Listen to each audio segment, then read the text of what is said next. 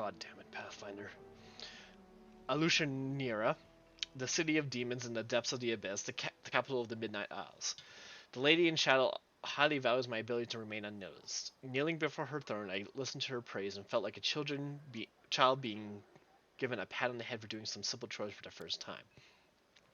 But this is no longer important. Now I serve a demon lord, for this is our agreement. She will help me decrypt the scribbles I copied in the Ivory Labyrinth. In return, I will serve as her court mage and spy for the next 17 years. Now Alushura is my home, and Nocturla is my lady in the shadow.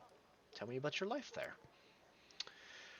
Of all the places in the Abyss, Arushula is the most civilized. My lady wants to make her capital the face of the Abyss, a place travelers from other planes can visit without too much fear. I don't care, I am not here only to complete my service, get the promised reward, and return to Galarian. However strange it might be, Arushula's demons treat me honorably. They hate me, sometimes growl at me, but they never attack. I've prepared many spells and I'm ready to use them at any moment, but I've had no reason to yet. I have my own tower in the upper city, not far from the lady's palace. I've strengthened it with protective spells and I set golems to guard it.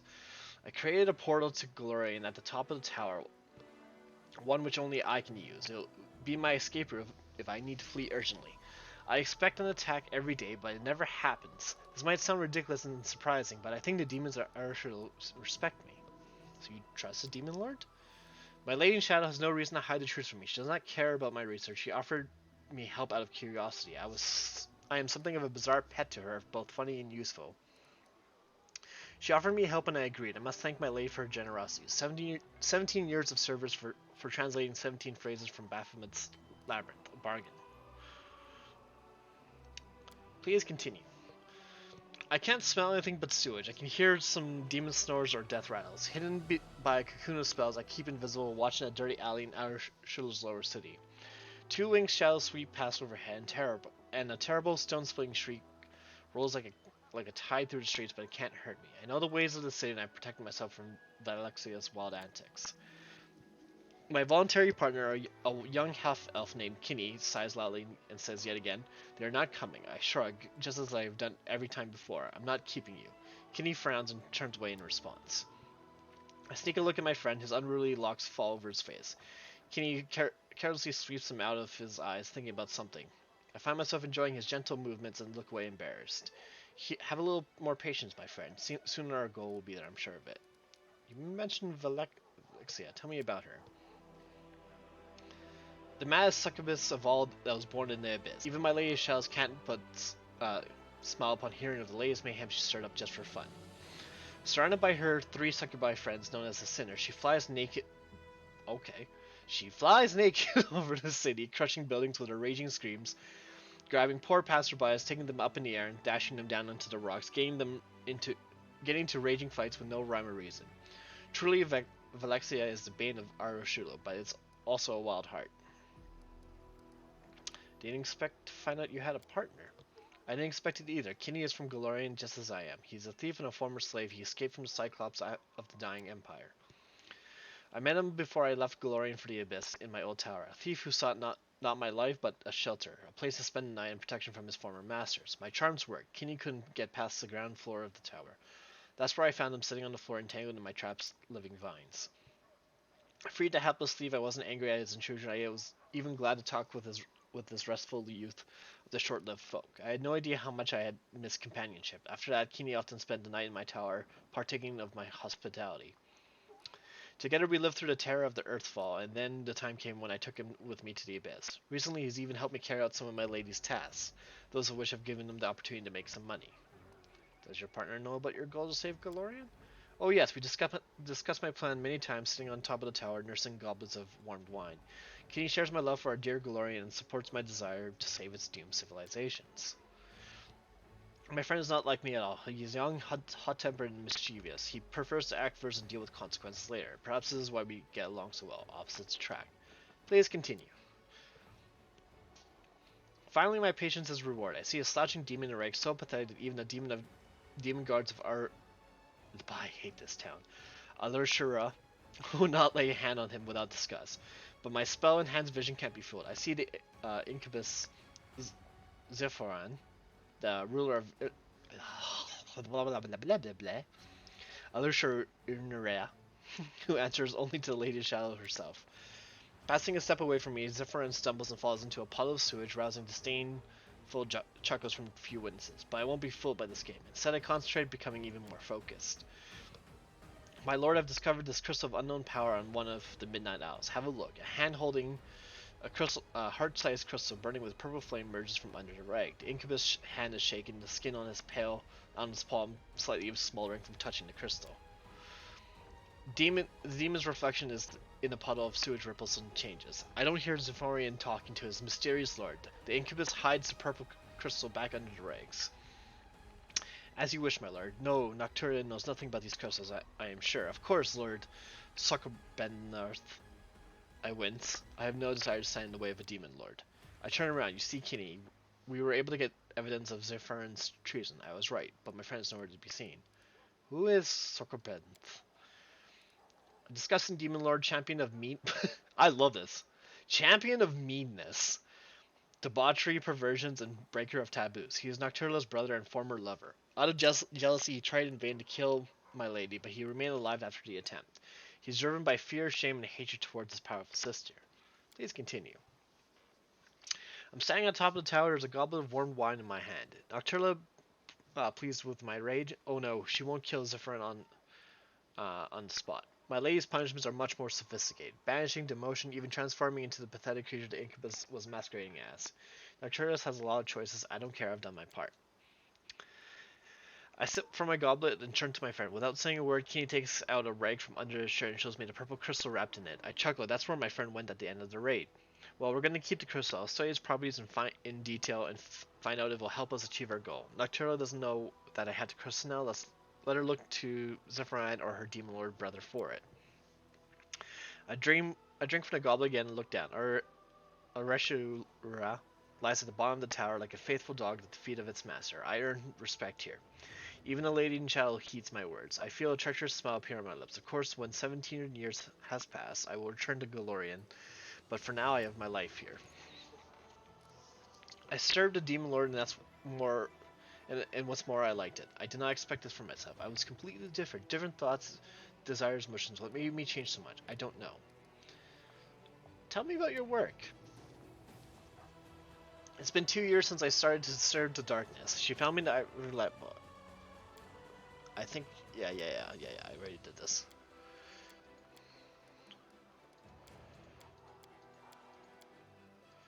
I did all of this. We can skip that. Ooh, we have more pages. I sense power. Does item belong to someone truly powerful? It's created as a gift. It's so hazy. I would like to learn the story, but it would take much to revive such a mighty relic. If you get 5 vials of magic essence, 2 bars of cold iron, 2 vials of bleeding, blah blah blah blah. Stuff to restore. Ancient cloak. Ooh. I found another page. And that's it.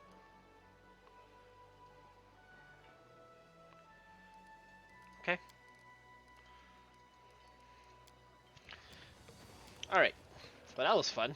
That was a lot of conversations. Onwards to romance? Did we talk to you? I don't think you have. We did, but... Ooh, what's this? Alright.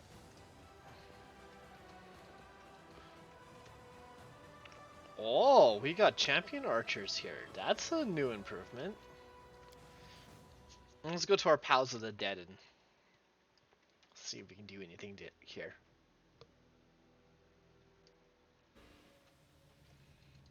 We're all still blinded. Can I know where the candidates? And we've talked to both of you. Should we talk to you? Do you have anything to say? Nope. Okay.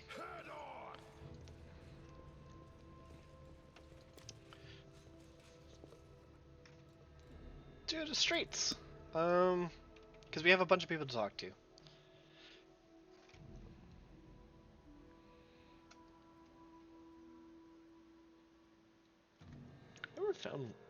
We never found Woldgriff, or whatever his name is. Odd.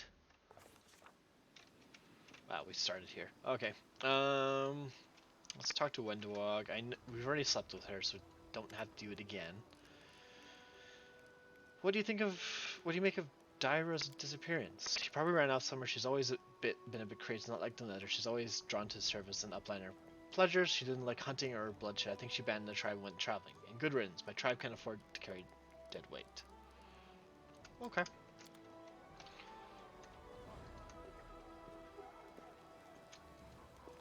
So, Commander, perhaps you know where Dyra is. You didn't take her with you, did you? Perhaps you've seen her somewhere. Um.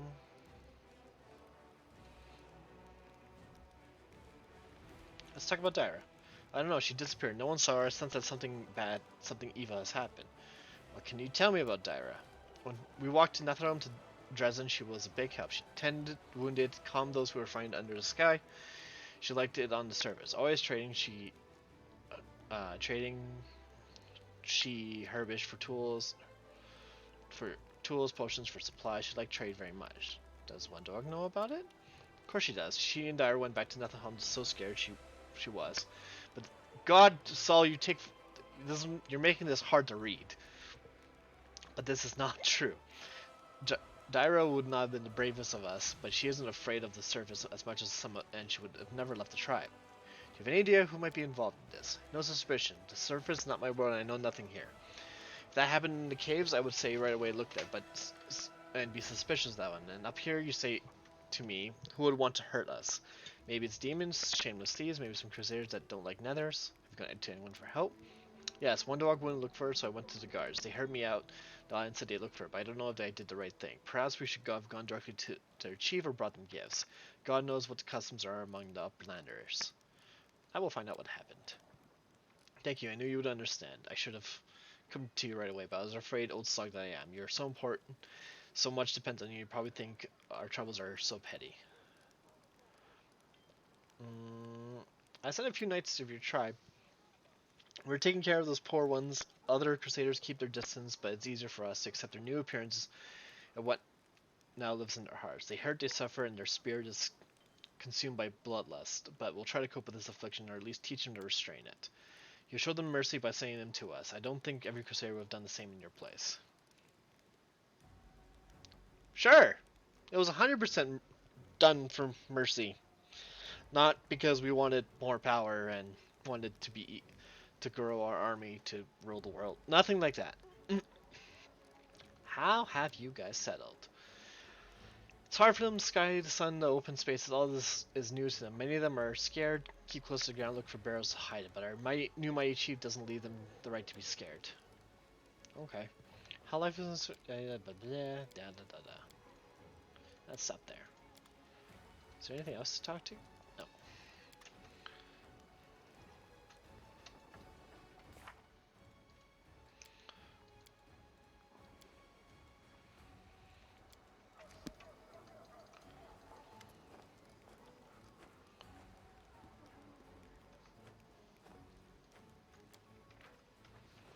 Okay.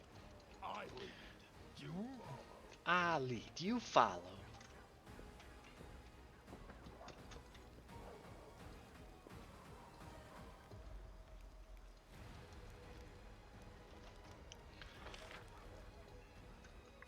Alright, let's talk to Selena.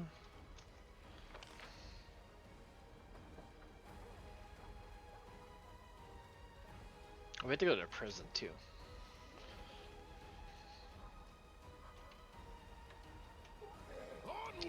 See if anything's happened to Stella. How are you? Ellen's waiting didn't go. Oh, Stella, I found your friend Jonna. Oh, we killed her. I'll be damned. I wish I'd been there. How is she?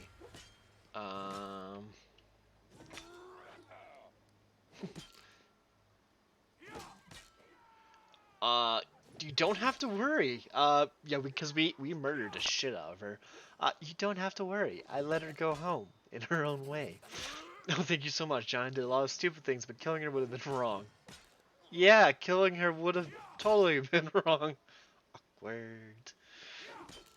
I hope she's in Dresden. I'll find and have a heart-to-heart with her. If she returned to Miven, well, at least you won't have to worry about what happened to her. So how are you? The wedding didn't go right. Why does it matter how I am? I can't stop thinking about everyone who suffered. Clever Scylla, the paladin, companion of the gods, chosen one, didn't even notice a demon conspiracy right under her nose. I'm going to officially change my name to Scylla the Dimwit. That's how I introduce myself to everyone I meet, so they know they can't count on me. If we're too late to save the souls of all these victims, I'll never forgive myself. Okay. Oh, that's cute. That's also really fucked up that we get to lie about killing her friend. I found Miramar. She had lost her mind and was forced to kill her. I see. So so her egotistical knowledge. Oh, did we not do this? No, we did. Yeah, we talked before. All right. Hop, hop, hop, hop, hop, hop, hop. Do you have anything? Is there any news on the poor folks and the souls are taken? Nothing. Okay.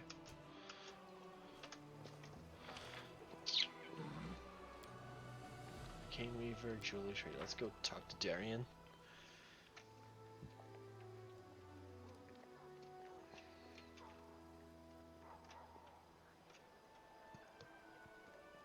Last time we talked to Darian, he covered our command post with flowers.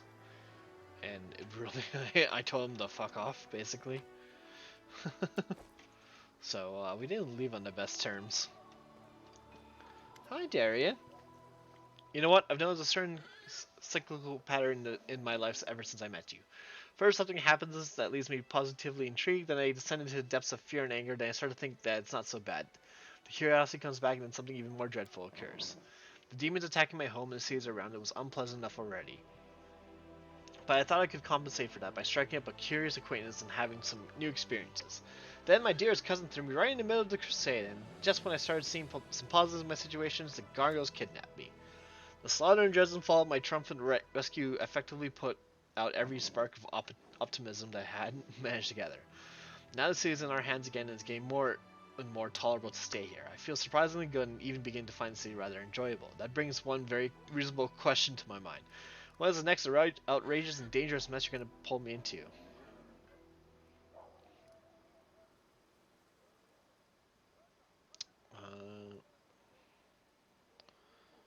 I have a couple more perilous trials and insurmountable challenges in store just for you. Does this list include the ordeal known as the trial of the cold oatmeal? If not, then there's nothing to be afraid of. And if you think I've just shown you my weak spot, then you're wrong. It was deliberate misinformation. Do you want to talk about your past? Do you want me to write a detailed report? You're the commander, say not my personal biographer. Why do you need this boring trivia? Okay, I just thought I'd ask. Good talk, good talk. We'll be off. Fuck you too. Tell me about yourself.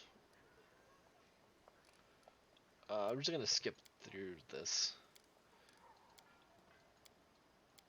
Just to see if there's a quest that opens up. Crown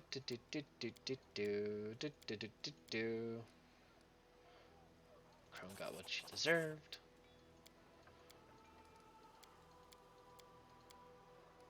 Her power's amazing. Develop it, we'll need it in combat. Alright.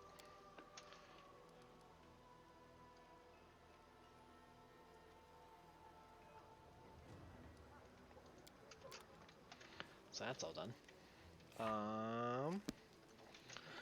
Talk to you. Can't talk to Steve, unfortunately. Oh, we can talk to Ember.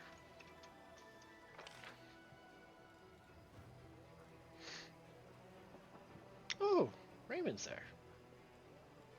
Raymond? I don't know. Hi, Ember. People in the city seem to like your sermons. Are those sermons? I just tell people things. Some things anyone can figure them out, but people are much cleverer than me. But they listen to me and say thank you after. I probably have a pretty voice. Okay.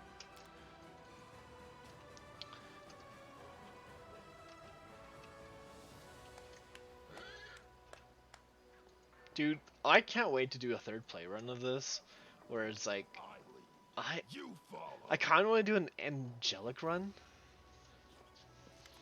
maybe, or like a whole like all for myself kind of thing.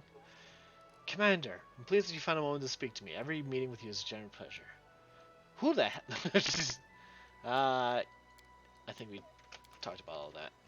Alright. Sorry, guys. Have anything? Let's talk about Camilla and her peculiarities. I take it you know about that now too. What's the point in discussing it? Go and speak to her. I don't know much. Varys and Shama I hired to help said she communicates with spirits. Here's her voices or something. Too bad the old woman couldn't help. The voice whispered something to my daughter and she sacrificed the Varys to them. Right there in the mansion cellar. What was I supposed to do? I couldn't throw Camilla out on the street. I couldn't turn her over to the guards. I'm her father, you know? Perhaps help was what she needed, but I didn't wish to make these incidents public. The Gwem's honest name mustn't be sullied by scandal. That's why I locked Camilla in the mansion so she would remain out of the public eye. Who knows when a spirit might whisper something to her. I changed the servants every few months so that they wouldn't discover anything they shouldn't. Sometimes sneeze snuck into the mansion, or my guards would catch some bandits attacking my retinue while traveling. The roads in Mendevs are not very safe. I turned such people over to Camilla to pacify her spirits. I'm telling you this now, and it terrifies me. But I didn't have a choice. Camilla says that she's about to get through to the spirits Sarkoras and learn how to heal the land. Maybe it's nonsense, but maybe it isn't. What if it is important? Do I have the right to halt such crucial endeavors? Don't forget that I'm only telling you this because you found out our secret. If there's a trial or scandal, I'll deny everything. I won't let anyone disgrace the honored name of the Gwents. Okay. That's a little gung-ho. Will you talk to me? What do you want, murderer? Morvick went to get his sword dedicated to the god of Gorm. He was gravely wounded. I found him and tried to help him, but the rock's power already consumed him. He's dead, and you tell me you tried to help him? I don't believe a word to say. Not make all the excuses you want, but his death was on your conscience. Wow, you're a little... How dare you talk to me like that? You're first on the execution block, good sir.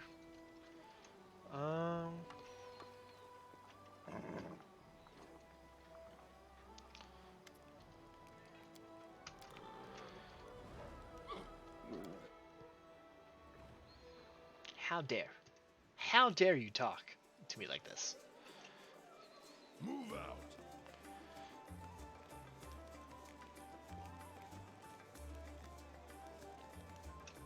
Who the fuck are you? Oh.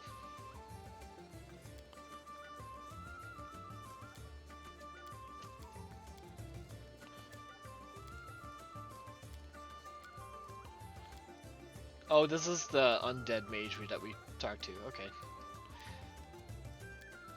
Because we're letting necromancy go wild in our city, basically.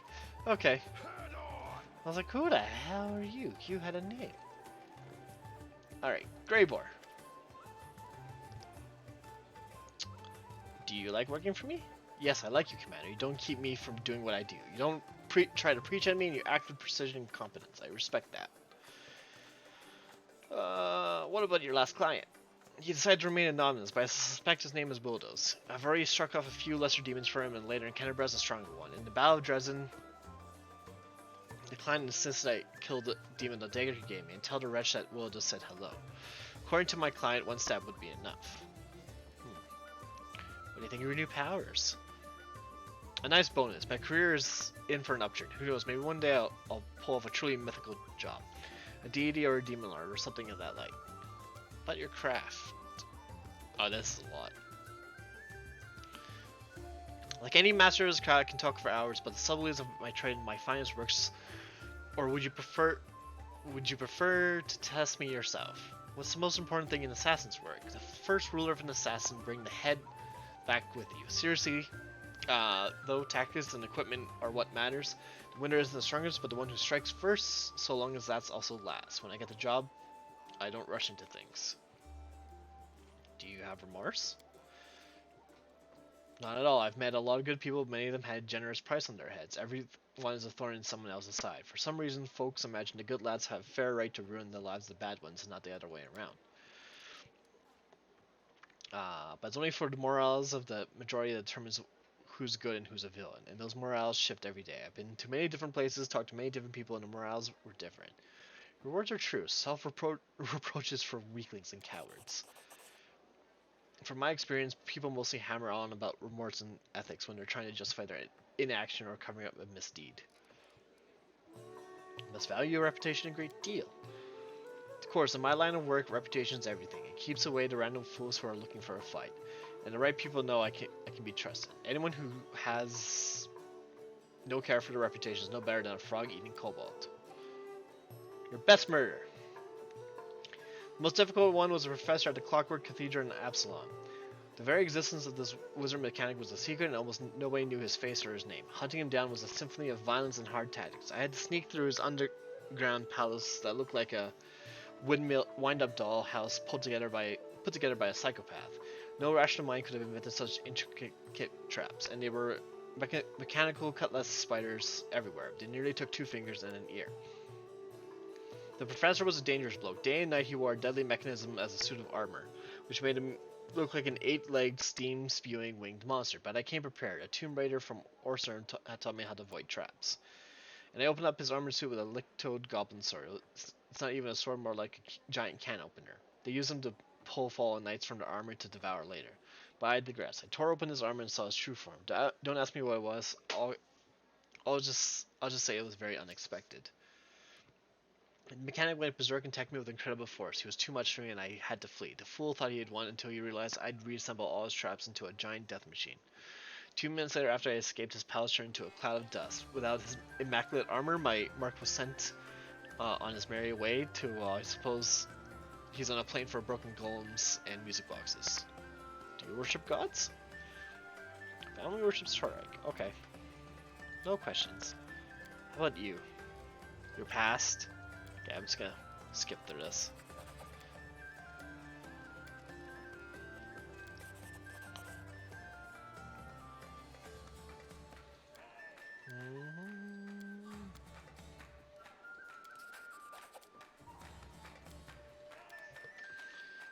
Alright. That's all done. We've talked to you. You've got nothing. We just have to go to jail.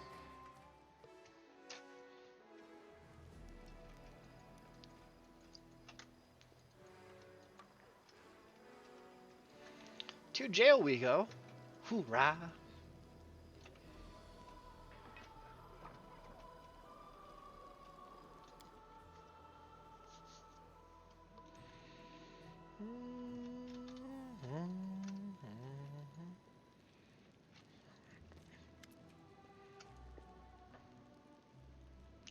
Socio's drawing a fortress in a hill with solid walls, looming towers, and knights bearing banners marching through the gates. You don't recognize at first that you've seen this place before. The cleric's gift has rendered a lost chapel almost unrecognizable. Good afternoon, Commander. How can I help you? Now that you know your brother used to be a Hell Knight, what do you think about that? I always despise those people, I always will, but they are hardly to blame for my brother straying from the god's path. He only has himself to blame. It seems I probably shouldn't have put Trevor on a pedestal the way I did. You see, I was quite fervent in my beliefs as a boy, and I thought the teaching of the goddess had already revealed to me all the truths I should know. Now I realize I don't know a thing about the world around me or about myself. Perhaps this war will chew me up the same way it did Trevor, or perhaps his example will keep me from breaking. Alright. Did we kill you?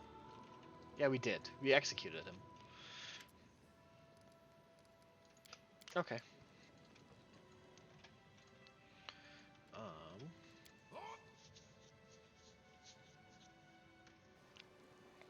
I think that's everybody.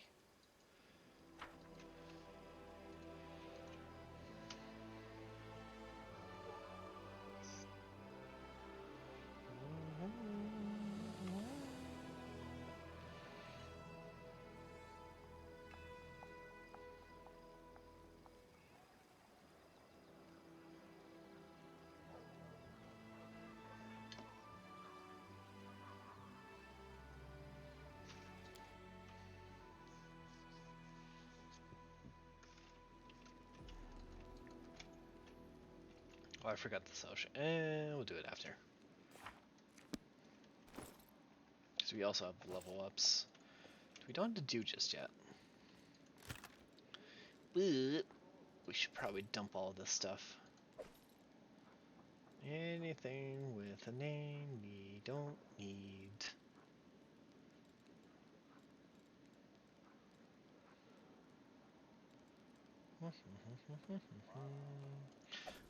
Keep saying we're gonna use that, but we never do, so we'll just dump it for now.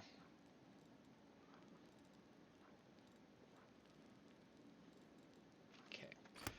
And then let's do armor stuff.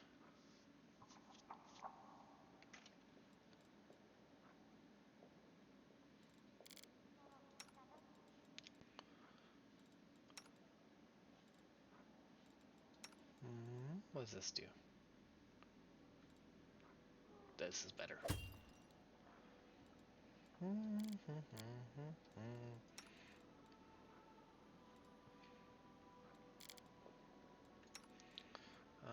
Get that. Put that on.